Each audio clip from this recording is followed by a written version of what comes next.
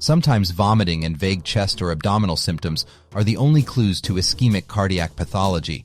Elderly patients or those unable to fully express themselves may even present with agitation or anger. Pain of cardiac origin does not always affect the left side of the chest and left arm. Right-sided chest and arm symptoms are equally important. Some patients complain of upper back pain. Some report numbness in their jaws.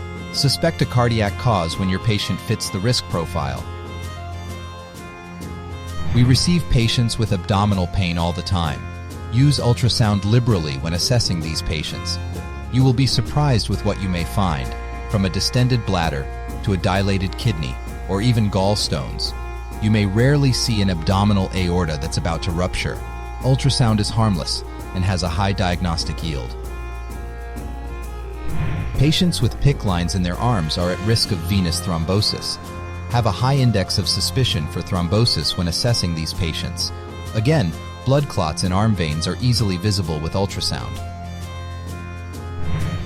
Premature ventricular contractions, or PVCs, are generally considered benign, but if a PVC occurs too close to a T wave, it may trigger a malignant rhythm. This is known as the R on T phenomenon. Also note, the ECG machines count the PVCs when calculating the heart rate. They assume by default that each PVC produces a contraction and cardiac output. Feel the pulse in these patients to make sure they are not bradycardic. The goal of treatment in patients with DKA is to stop ketosis, not reducing the patient's blood sugar as quickly as possible. Sometimes patients with DKA have normal blood sugar levels.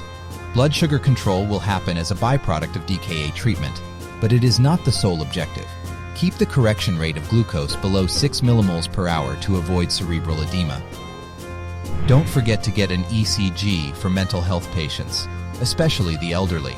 Sometimes behavioral changes caused by pain in patients who are unable to express themselves may be misinterpreted as a mental health problem. An ECG may provide clues to the underlying cause of the patient's symptoms and trigger life-saving interventions.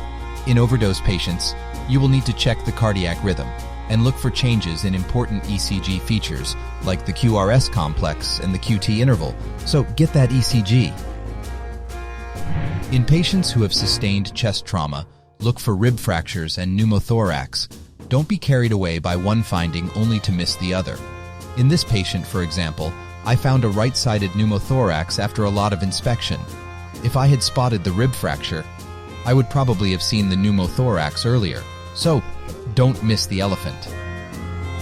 As soon as you find a pneumothorax, look for radiographic signs of tension.